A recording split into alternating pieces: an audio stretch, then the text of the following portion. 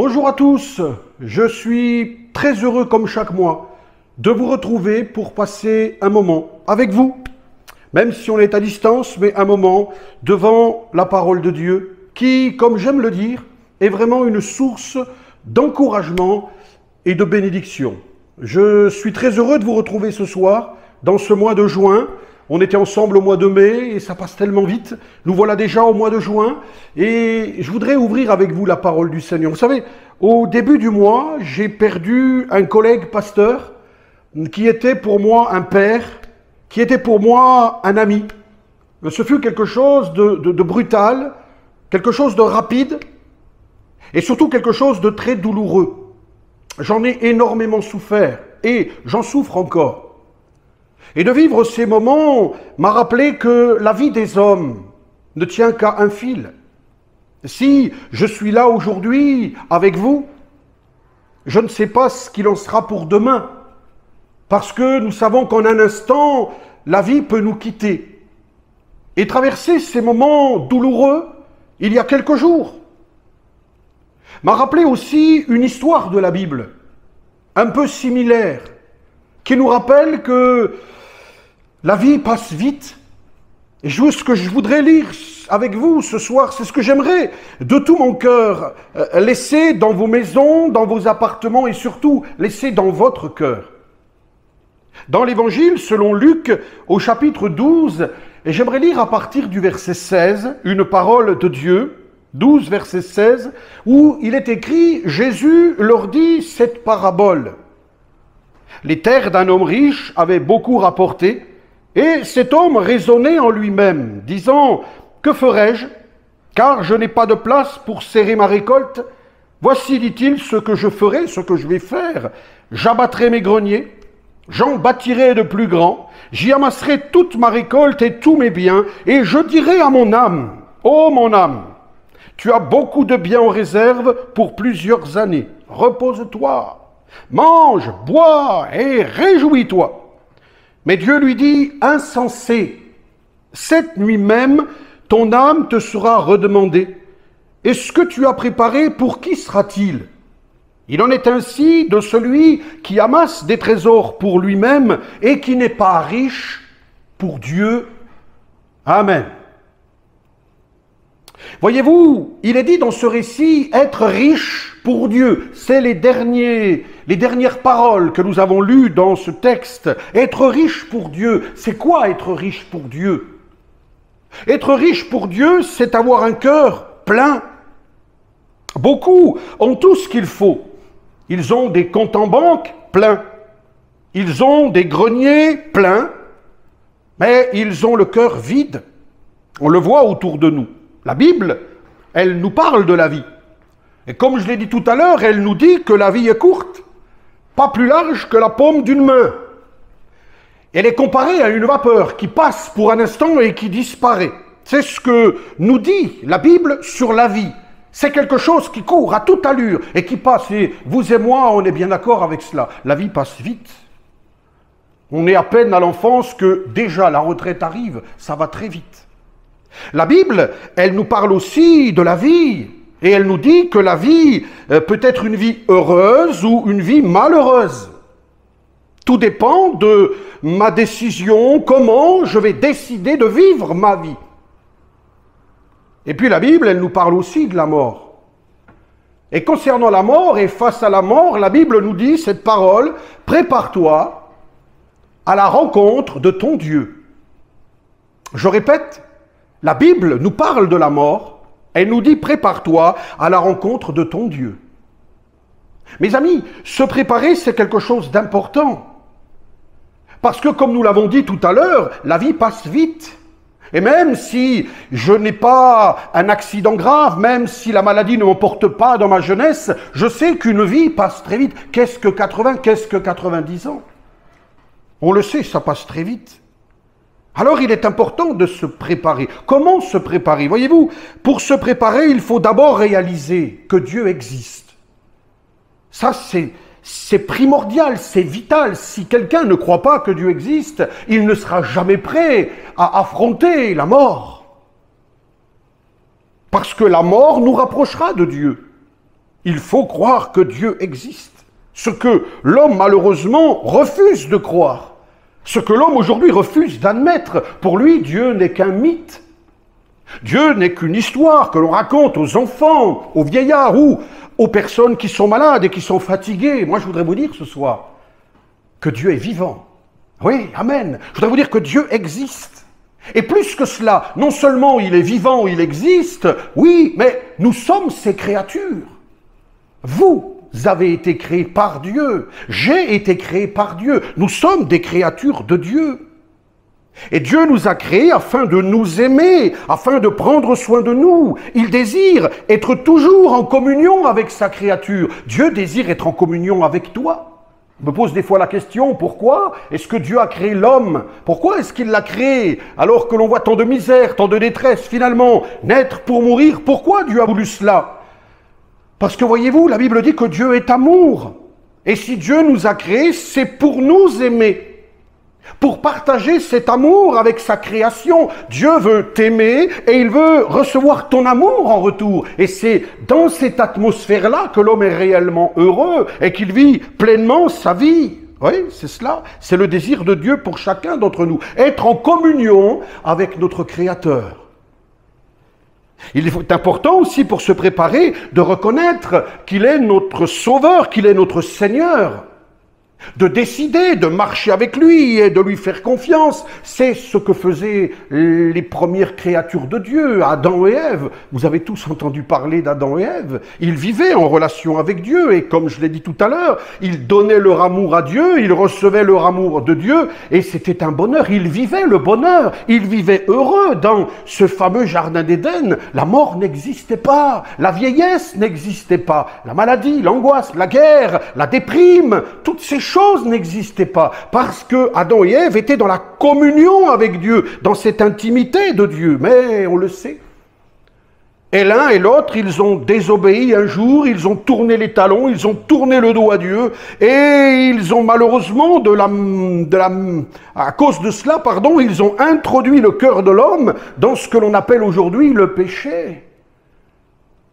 Ils ont introduit dans le cœur de l'homme cette racine du mal qui pousse les hommes à faire du mal, à être éloignés de Dieu et à être malheureux et misérables. Et c'est à cause de cela que la vie est devenue difficile et courte. D'ailleurs, Dieu l'a dit, et Dieu leur a dit à Adam et à Ève, « Votre vie deviendra une vie difficile. » Une vie rugueuse, une vie avec des problèmes. Pourquoi? Parce que sans Dieu, la vie ne peut pas être facile. Et nous devons bien avouer ce soir que, là encore, Dieu avait raison. La vie est devenue difficile. Non pas parce que Dieu nous a abandonnés, jamais. Dieu est là ce soir, il est avec moi, il est avec vous. Bien sûr qu'il est là. Dieu nous aime, mais parce que nous l'avons abandonné.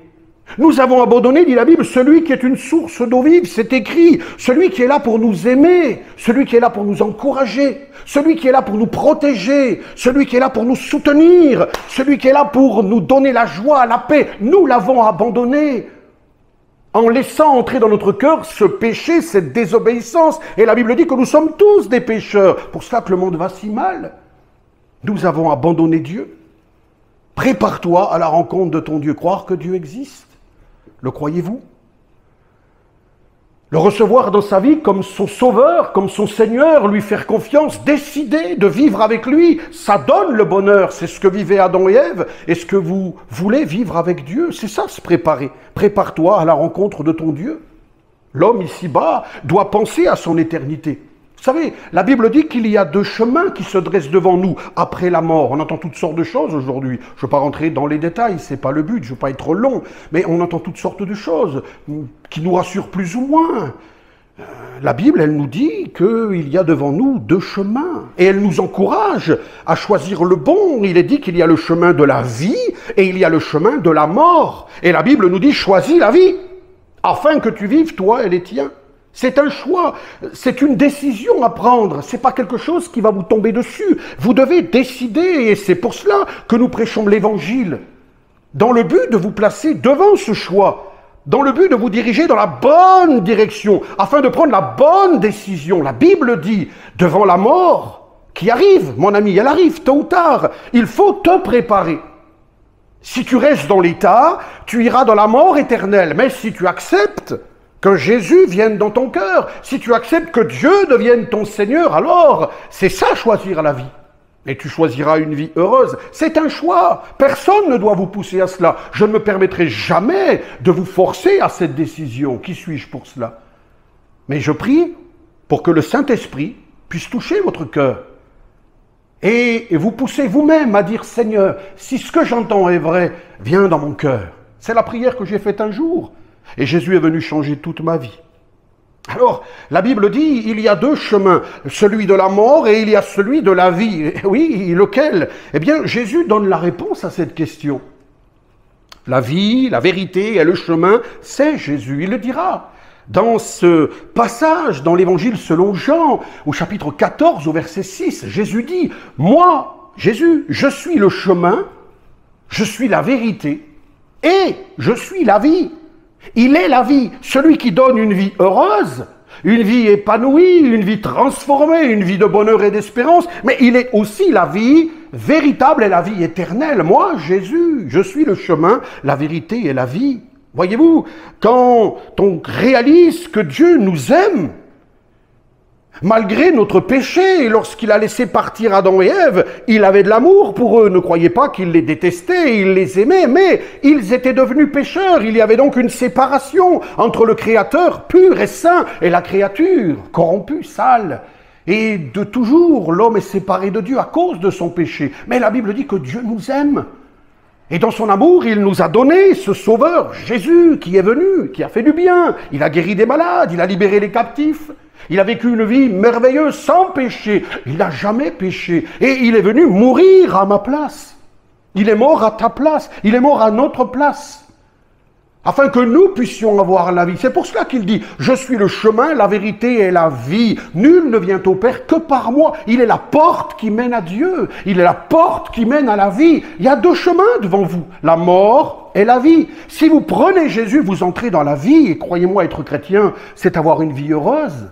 J'ai réalisé un jour que Dieu m'a tant aimé, c'est écrit d'ailleurs dans la Bible, Dieu a tant aimé le monde qu'il a donné son Fils unique, afin que ceux qui croient en lui ne meurent point, mais qu'ils aient la vie véritable et la vie éternelle. Et lorsque j'ai réalisé cette parole, lorsque j'ai donné mon cœur à Dieu, je vous assure mes amis, ma vie a changé.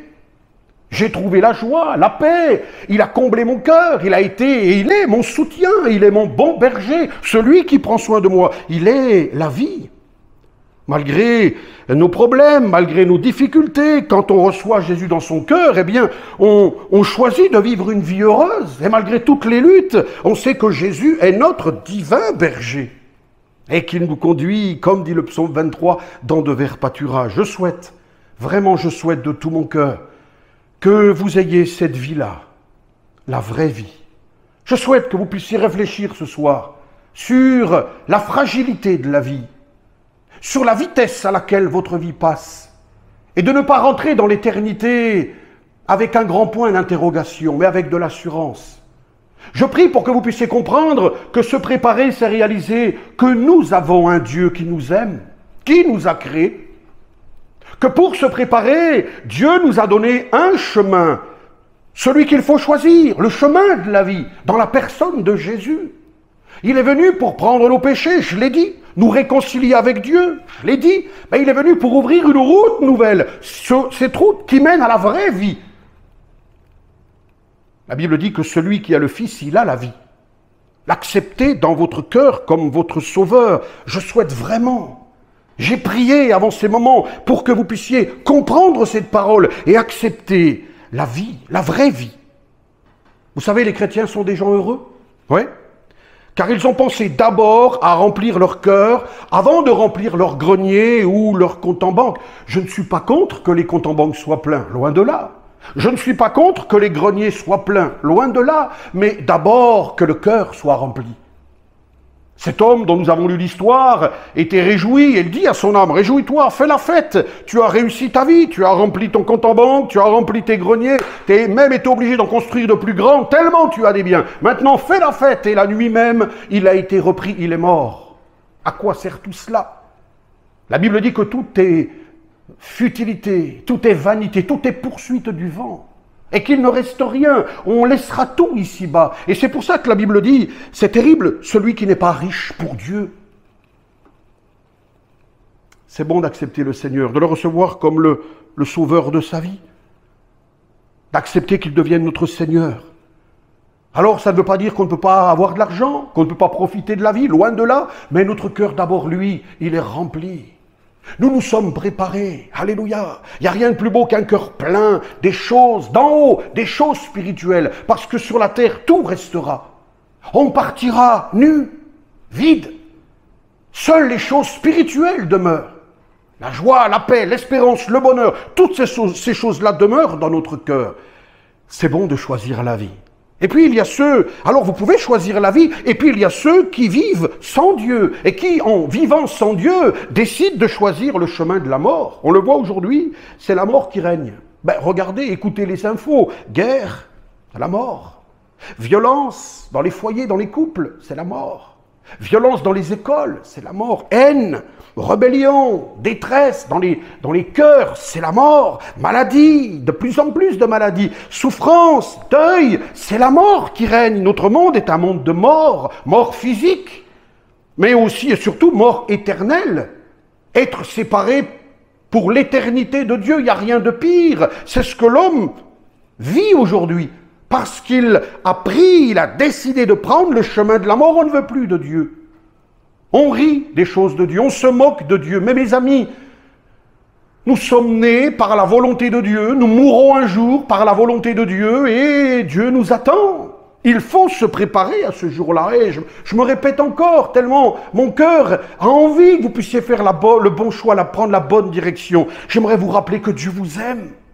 Dieu vous aime, c'est le message de Dieu pour toi ce soir. Dans son amour, il nous a donné un sauveur. Et ce sauveur, c'est Jésus. Alléluia. Si tu acceptes que Jésus devienne ton sauveur, qu'est-ce qu'il va faire? Il va laver ton cœur, il va purifier ton âme, il va effacer tous tes péchés, il va te guérir de ton passé, il va répondre à tes besoins les plus profonds, les plus intimes, il va apporter toutes les choses qui manquent à ta vie, la paix, la véritable paix dont ton âme a besoin, la joie, le bonheur, l'espérance. Il va mettre dans ta vie l'équilibre, il va apporter la paix dans ton foyer, dans ta maison. Voilà ce que Jésus fait. C'est merveilleux de l'accepter dans son cœur, de décider de prendre le chemin de la vie, d'accepter que Jésus vienne dans notre vie. Oh, il n'y a rien de plus beau que cela. Alors ce soir, et pour terminer, devant la fragilité de la vie, devant la rapidité de la vie, il est bon de se poser cette question. Et je la pose de tout mon cœur. Je sais qu'elle n'est pas facile. Est-ce que je suis prêt? Est-ce que je suis prêt à rencontrer Dieu? Vous savez, une jeune fille un jour a eu un accident de voiture. Elle était incarcérée dans cette voiture, les secours sont arrivés, mais on ne pouvait rien faire pour elle. Elle était sur le point de mourir. Sa maman était là, elle lui tenait la main, elle est arrivée, alors qu'elle était encore en vie, elle lui a pris la main et cette jeune fille a pu parler à sa maman avant de partir dans l'éternité. Elle lui a dit, avec des larmes, avec toute la douleur de l'instant, du moment, « Oh maman, c'est toi qui m'as donné la vie. Maman, tu m'as appris à parler. Tu m'as appris à manger. Tu m'as donné à manger. Et tu m'as appris à manger correctement. Tu m'as appris à marcher. Tu as fait de moi une enfant, une jeune fille, une adolescente, une adulte, avec le respect. Tu m'as appris les règles de la vie. Tu m'as appris à respecter les autres.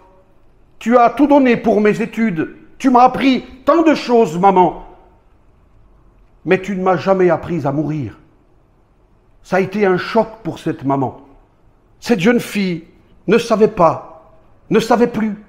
Elle était face à la mort, elle savait que la mort arrivait. Elle n'était pas préparée. Pourtant, la Bible dit, prépare-toi à la rencontre de ton Dieu. Cette parole, elle est dure. Et pourtant, ça nous rappelle que la mort nous attend tous et qu'il nous faut être prêts. Es-tu prêt, toi aussi, à mourir? Es-tu prêt à rencontrer ton Dieu? Il y a quelques années, on m'a demandé de visiter un chrétien que je ne connaissais pas. qui était à la Timone, venant d'une autre région. J'ai été le voir, je suis rentré dans la salle, il y avait plusieurs lits, dans la chambre, pardon, et j'ai reconnu cet homme à son visage. Il avait un visage paisible. Il avait un visage tranquille comparé à ceux qui étaient autour de lui. À l'époque, il y avait plusieurs lits dans les chambres. 4, je crois qu'il y en avait 4 à ce moment-là.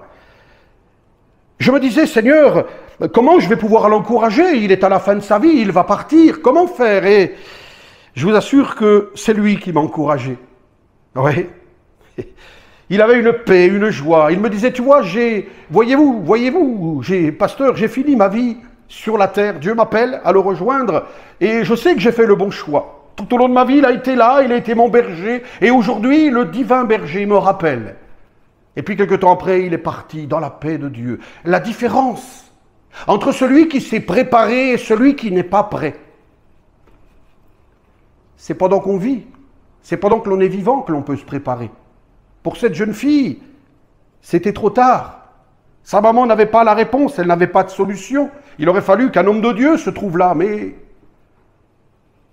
pour cet homme, il avait fait la rencontre avec Jésus, il avait entendu l'évangile, comme vous. Peut-être pas par vidéo à l'époque, mais comme vous. Et il a décidé, il a fait le choix de la vie. Et pour cela, il a réalisé, il a compris que Dieu était son créateur. Il a voulu que Dieu devienne le maître de sa vie. Alors, pour accepter la vie, il a reçu comme son sauveur Jésus-Christ.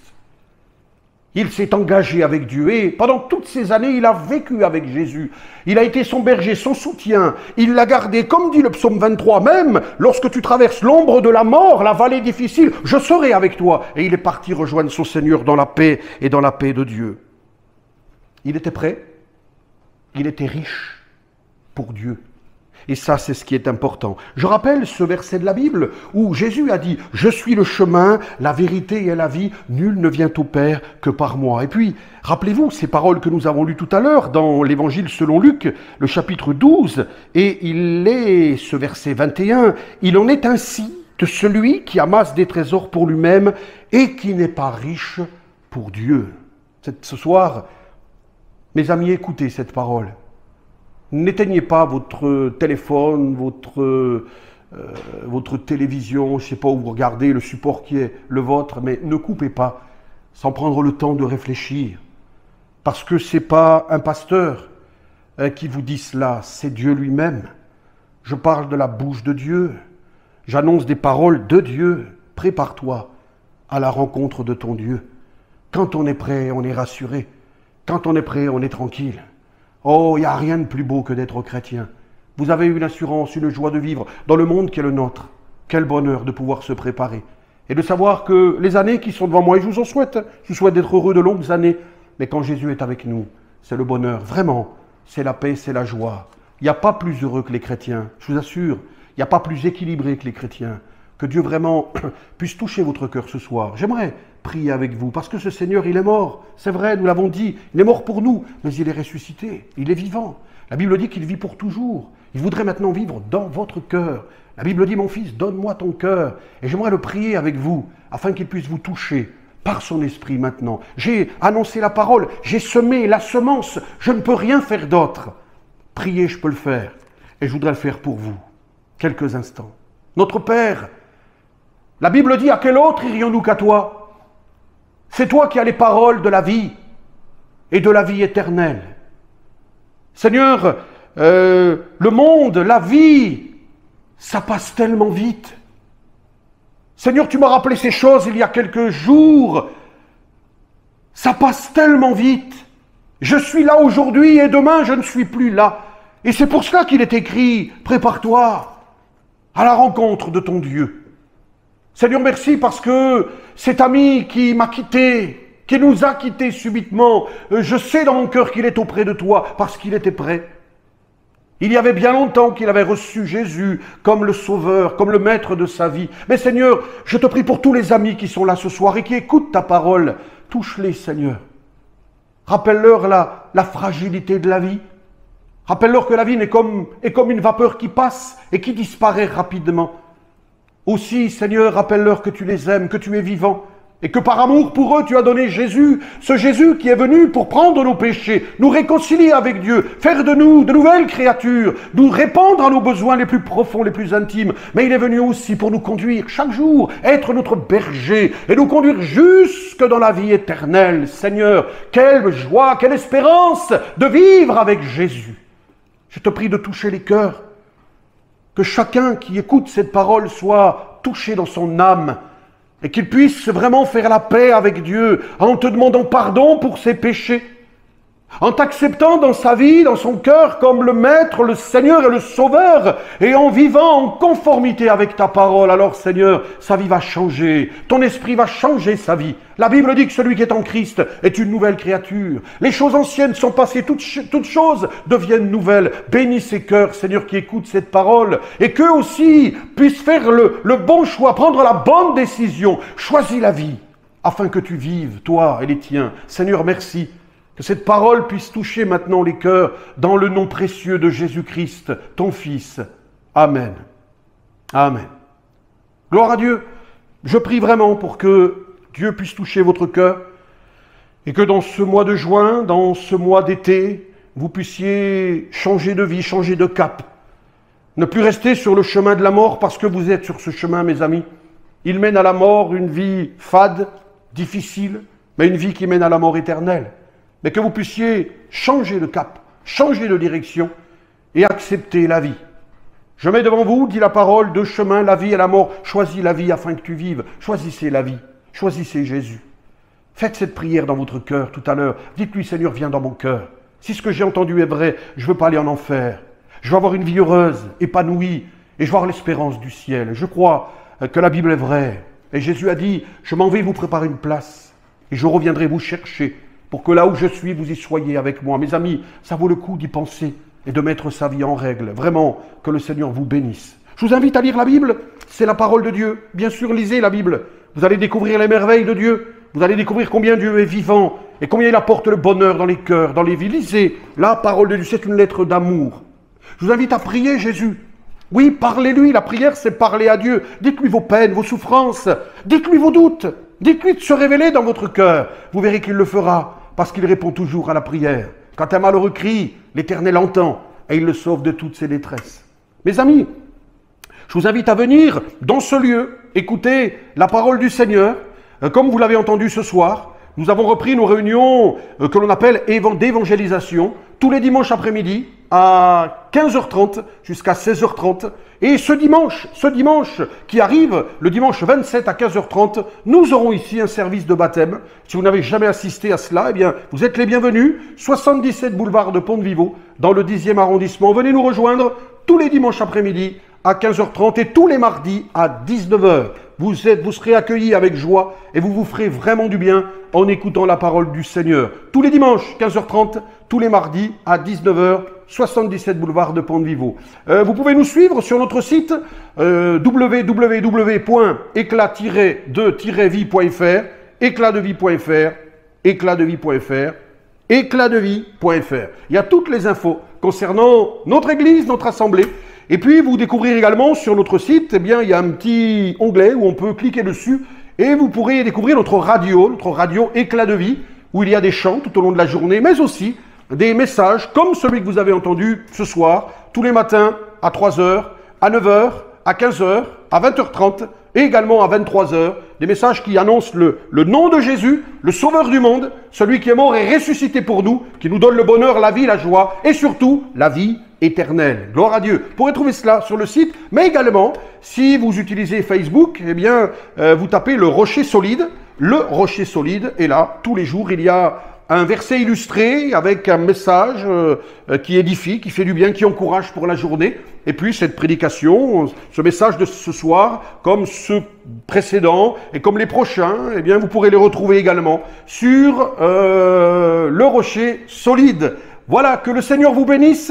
J'ai été très heureux de passer ce moment avec vous. Bien sûr, on se retrouvera au mois de juillet pour un autre moment spirituel devant la parole de Dieu. Mais mes amis, vraiment, venez nous rejoindre. Venez partager des moments en présentiel, voilà, avec nous, dans la présence de Dieu. Venez vous faire du bien. Il y a des amis qui ne connaissaient pas l'évangile et qui, depuis quelque temps, viennent et me disaient il n'y a pas longtemps, ça fait du bien de venir à l'église et d'écouter une parole vivifiante. Alors ne vous privez pas, venez. 77 boulevard de Pont-de-Vivaux, venez écouter, non pas un sermon, non pas des choses de la religion, venez écouter l'évangile, et l'évangile veut dire bonne nouvelle. Je vous souhaite une bonne soirée, vraiment une bonne fin de semaine, et que Dieu vous bénisse abondamment. Sachez que je vous tiens dans la prière. À bientôt, chers amis, et que Dieu vous garde. Amen.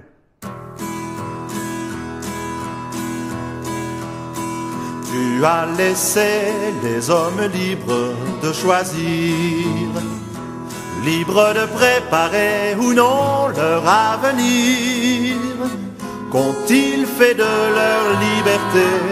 Ont-ils su bien l'utiliser? Ont-ils compris le cadeau que dans ton amour tu leur faisais? Tu aurais pu nous soumettre à ta volonté, faire de nous des robots sans personnalité. Tu as préféré nous créer en nous laissant la liberté de te choisir ou alors de te rejeter. Qui pourra jamais comprendre ce grand mystère, toi le créateur de tout l'univers? Qui pourrait sonder tes voies et connaître tes pensées? Et les hommes lèvent le poing contre le ciel, sans penser que si tu voulais, sur leur vie tu pourrais bien inscrire le mot fin. Mais tu as laissé les hommes libres de choisir, libres de préparer ou non leur avenir. Qu'ont-ils fait de leur liberté? Ont-ils su bien l'utiliser? Ont-ils compris le cadeau que dans ton amour tu leur faisais? Tu aurais pu nous soumettre à ta volonté, faire de nous des robots sans personnalité. Tu as préféré nous créer en nous laissant la liberté de te choisir ou alors de te rejeter. Tu as placé sur le chemin de tous les hommes la possibilité de rencontrer celui qui change la vie, apportant le vrai bonheur. Seulement tu n'as jamais obligé personne, tu ne forces pas les cœurs. Oh Seigneur, que tous ici choisissent la vie, car tu as laissé les hommes libres de choisir, libres de préparer ou non leur avenir. Ont-ils fait de leur liberté? Ont-ils su bien l'utiliser? Ont-ils compris le cadeau que dans ton amour tu leur faisais? Tu aurais pu nous soumettre à ta volonté, faire de nous des robots sans personnalité. Tu as préféré nous créer en nous laissant la liberté de te choisir ou alors de te rejeter. Tu as laissé les hommes libres de choisir, libres de préparer ou non leur avenir. Ont-ils fait de leur liberté? Ont-ils su bien l'utiliser? Ont-ils compris le cadeau que dans ton amour tu leur faisais? Tu aurais pu nous soumettre à ta volonté, faire de nous des robots sans personnalité. Tu as préféré nous créer en nous laissant la liberté de te choisir ou alors de te rejeter. Tu as préféré nous créer en nous laissant la liberté, que tous ici, ô Seigneur, choisissent la vie.